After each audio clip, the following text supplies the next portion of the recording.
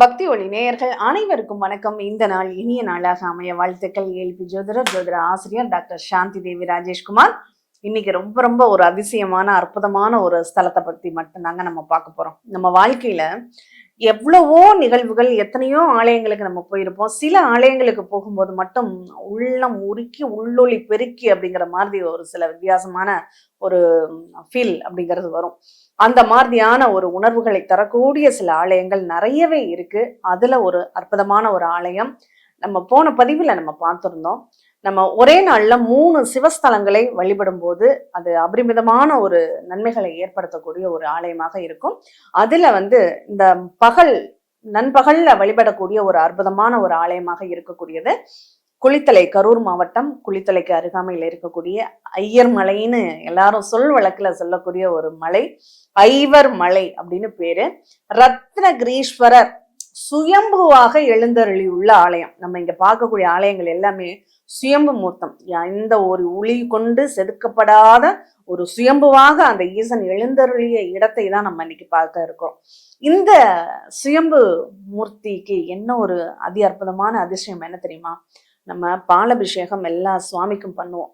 அது ஒரு குறிப்பிட்ட நேரத்துக்கு பிறகு அந்த பால் திரிஞ்சு கெட்டு போயிடும். ஆனா இங்க இந்த சுவாமிக்கு பால் அபிஷேகம் பண்ண உடனே அந்த பால் தயிராக மாறக்கூடிய அதிசயம் இந்த கோயில்ல மட்டும்தாங்க இருக்கும். சாயந்தரம் வரையும் அந்த பால் கிடவே கிடாது. அப்படின்னா அந்த அந்த சிவமூர்த்தத்திற்கு எவ்வளவு ஒரு வைப்ரேஷன் இருக்கணும் பாருங்க. கார்த்திகை மாதம் 1ஆம் தேதி இதனுடைய ஒரு ஸ்பெஷல் சொல்றேன், கேட்டுக்கோங்க. கார்த்திகை மாதம் 1ஆம் தேதி மாணிக்க கிரீடம் தரித்து காட்சி கொடுக்கக்கூடிய ஈசன் அந்த 1ஆம் தேதி தான் காட்சி கொடுக்கிறார்.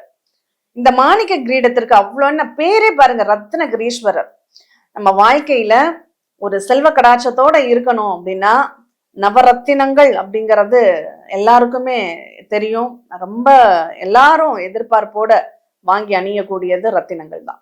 அந்த ரத்தினங்களே சூழ இருக்கக்கூடிய அந்த ரத்னகிரீஸ்வரர் அந்த மலையில 9 குன்றுகள், 8 குன்றுகளுக்கு நடுவில் இருக்கக்கூடிய இந்த குன்று தான் ரத்னகிரி அப்படிங்கறதே பேர். நவகிரகங்களே மலையாக இருக்கும்னு கூட நம்ம இமேஜின் பண்ணிக்கலாம். ஏன்னா அந்த அளவுக்கு 8 குன்றுகள் சுத்தி நடுநாயகமா நவகிரகங்கள்ல பார்த்திருப்பீங்க. சுத்தி 8 கிரகங்கள் இருக்கும். நடுவுலதான் சூரிய பகவான் இருப்பார். மாணிக்க கிரீடம் யாருக்கு உரியது? சூரியனுக்கு உரியது. இந்த கார்த்திகை மாதம் ரொம்ப விசேஷமான ஒரு நிகழ்வு என்ன அப்படின்னா, இந்த அரசாங்க வேலை, யாருக்கெல்லாம் அரசாங்க வேலை கிடைக்கணும், அரசாங்க வேலைக்கு நான் ரொம்ப முயற்சி பண்றேன். உங்க ஜாதகத்துல நல்லா கவனிச்சுக்கோங்க. நான் இந்த கோயிலுக்கு போயிட்டு வந்து எனக்கு அரசாங்க வேலை கிடைக்கலன்னு என்கிட்ட சொல்லக்கூடாது. உங்க ஜாதகத்தில் அரசாங்க வேலைக்கான வாய்ப்பு இருந்தா, அதுக்கு ஏதாவது ஒரு தடைகள் இருக்கு, தாமதங்கள் இருக்கு, எனக்கு அமைப்பு இருக்கு, ஆனாலும் என்னால ஜெயிக்க முடியல அப்படிங்கிறவங்க மட்டும், அதே மாதிரி அரசியல் சார்ந்த நிகழ்வுகள் எனக்கு நன்மைகளை தரணும் அப்படிங்கிறவங்க மட்டும் இந்த ஆலயத்திற்கு நீங்க போயிட்டு வாங்க. அந்த மதிய நண்பகல் வேளையில, அதுவும் கார்த்திகை 1ஆம் தேதி மாணிக்க கிரீடம் தரித்த கோலத்தில் ஈசனை தரிசனம் பண்ணுங்க. அங்க அந்த சூரியனுடைய வலிமை அப்படிங்கிறது உங்களுக்கு அற்புதமான பலன்களை தரக்கூடியதாக இருக்கும். சரி, இதுல இன்னொரு ஸ்பெஷல் என்ன அப்படின்னு பார்த்தோம்னா, மணிமுடி இழந்த ஆரிய மன்னனுக்கு ஈசன் ரத்தினங்களை கொடுக்கிறாரு. நம்ம சுந்தரருக்கும் ஈஸ்வரனுக்கும் ஒரு டீலிங் இருக்கு. நான் எப்ப பொன் கேட்டாலும் நீ தரணும் அப்படின்னு சொல்லி அன்பு கட்டளையை வச்சுக்கிறாரு ஈசன்ட்ட. இந்த இடத்துல சுந்தரருக்கு பொற்களி அளித்த இடமாக இந்த இடம் காட்சி தருது. அப்போ நம்ம வாழ்க்கையில எல்லாத்தையும் இழந்துட்டோம், நமக்கு எதுவுமே இல்லை, பதவி இல்லை, வேலையை விட்டுட்டோம், பதவி பறி போயிடுச்சு அப்படிங்கிறவங்க எல்லாம் ஒரு கட்டத்துல நம்ம என்ன பண்ணுவோம் அப்படின்னு தெரியாத ஒரு சூழ்நிலையில இருக்கிறவங்க இந்த ஆலயத்துக்கு போய் அந்த ஈசனை கெட்டியாக பிடித்து கொள்ளுங்கள். அவர் கண்டிப்பா உங்களுக்கு ஒரு அடுத்த கட்டத்திற்கான ஒரு நல்ல பாதையை அவர் இங்க வகுத்து கொடுப்பார். அப்படிங்கிறதுல எந்த ஒரு மாற்றமும் கிடையாது. சரி, அடுத்த இன்னொரு ரொம்ப ஒரு ஸ்பெஷல் என்ன தெரியுமா? வைராக்கிய பெருமாள்னு ஒரு பக்தர். அவர் காஞ்சிபுரத்துல இருந்து போறாரு ஐவர் மலைக்கு. யாரோ ஒருத்தவங்க சொல்லியிருக்காங்க, கேட்டிருக்காங்க. அதனால அந்த ஈசனாவது நமக்கு வேண்டிய வரத்தை கொடுக்கணும் அப்படின்னு சொல்லிட்டு, அவருக்கு குழந்தை பேரு இல்லை. அந்த குழந்தை வரம் கிடைக்கிறதுக்கான ஒரு வித்தியாசமான வேண்டுதல் அவர் இங்க வச்சுக்கிறாரு பாருங்க. அந்த வைராக்கிய பெருமாள் என்ன சொல்றாரு? எனக்கு குழந்தை வரத்தை மட்டும் கொடுத்துரு, என்னுடைய சிரசை உனக்கு காணிக்கை ஆக்குறேன்னு சொல்றாரு. எவ்வளவு பெரிய வேண்டுதல் பாருங்க. நம்மளாம் பண்ணுவோமா? அந்த வைராகிய பெருமாள் பேசியிருக்காரு. அதனாலதான் அவருக்கு பேரே வைராகிய பெருமாள்னு இருந்திருக்கு. அவர் என்ன பண்றாரு, குழந்தை பாக்கியம் அவருக்கு கிடைச்சிருச்சு. அவர் அந்த மலையடிவாரத்துல போய் அவர் சிரசை வந்து ஈசனுக்கு காணிக்கையா கொடுக்குறாரு. அவருடைய பாதம் அங்க மலை அடிவாரத்தில் அவருடைய சிரசு அந்த ஆலயத்துல இருக்கு. அங்க இறைவனுக்கு என்னென்னலாம் மரியாதைகள் செய்யப்படுகிறதோ அதையெல்லாம் இந்த வைராகிய பெருமாளின் சிரசுக்கு அங்க செய்யப்படுகிறது அப்படிங்கிறது கூடுதல் தகவல். அப்ப ஒரு பக்தனுக்காக ஒரு இறைவன் வந்து எந்த அளவுக்கு இறங்கி வர்றாரு அப்படிங்கிறத இதற்கு மேல நமக்கு என்ன சான்று வேணும் அதை தெரிஞ்சுக்கிறதுக்கு.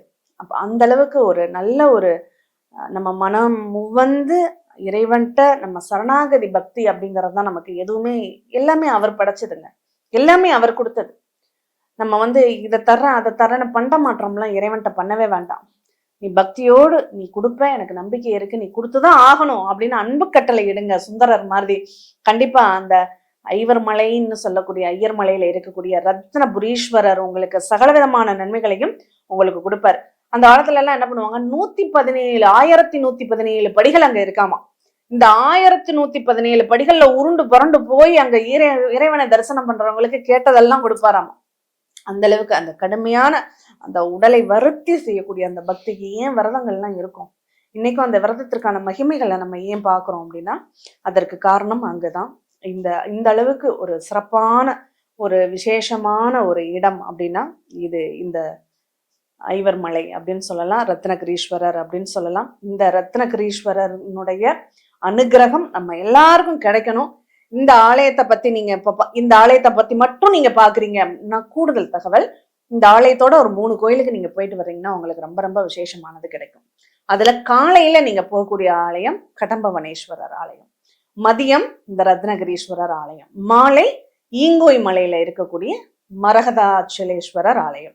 சரி, இந்த ரத்னகிரீஸ்வரர்ல நம்ம இன்னும் கூடுதலான ஒரு விசேஷமான ஒரு தகவல் என்னன்னா, சூரிய தசை யாருக்கெல்லாம் நடக்கிறதோ அந்த சூரிய தசையில உள்ளவங்க போய் ஈசனை வழிபடுங்க. ஏன்னா இந்த சூரிய பகவான் மாணிக்க கிரீடம் தரித்து காட்சி தரக்கூடியவராக இருக்கார். அதே நேரம் உங்களுடைய அட்சய லக்னத்துல நம்ம ஏஎல்பி ஜோதிடம் பார்த்துட்டு இருக்கோம். உங்களுடைய அட்சய லக்னம் உத்திர நட்சத்திரம், உத்திராட நட்சத்திரம், கார்த்திகை நட்சத்திரத்துல போகுதா, அப்போ நீங்க கட்டாயம் இந்த மலைக்கு ஒரு முறை போயிட்டு வாங்க. கண்டிப்பா உங்களுடைய அந்த எண்ணங்கள், செயல்கள், நல்ல சிந்தனைகள் செயல் வடிவம் பெறும் அப்படிங்கிறத நீங்க தெரிஞ்சுக்கலாம். இந்த ரத்னகிரீஸ்வரர் ஆலயத்துல கூடுதலா இன்னொரு ரொம்ப விசேஷமான ஒரு நிகழ்வு என்ன தெரியுமா, காகம் பரவாத மலை அப்படின்னு சொல்லியிருக்காங்க. ஏன்னா ஒரு காலத்துல இறைவனுக்கு பால் அபிஷேகம் கொண்டு போறப்ப அந்த காகம் தட்டி விட்டு அந்த பால் காகத்து மேல கொட்டின உடனே காகம் எரிஞ்சு போயிடுச்சாமா. அதுல இருந்து அந்த மலை மேல காகம் பறக்காது அப்படிங்கிற ஒரு ஐதீகமும் இருக்கு. அப்படிப்பட்ட ஒரு ஸ்பெஷலானவர் உக்ரமாக அந்த ஒரு என்ன சொல்லுவாங்க, நெற்றிக்கண்ணோட இருக்கக்கூடிய அந்த நிகழ்வுன்னு சொல்லுவாங்க இல்லையா, அந்த மாதிரி ஒரு வரத்தை கொடுப்பதற்காகவே உக்ரமூர்த்தியாக இருக்கக்கூடியவர் அப்படின்னு கூட நம்ம எடுத்துக்கலாம். ஆனா சாந்த ஸ்வரூபமாக ரத்னகிரீஸ்வரராக இங்க அமர்ந்திருக்காரு. அதனால கட்டாயம் இவருடைய அனுகிரகம் எல்லாருக்கும் தேவை. மீண்டும் இனியொரு நிகழ்வில் சந்திப்போம். நன்றி, வணக்கம்.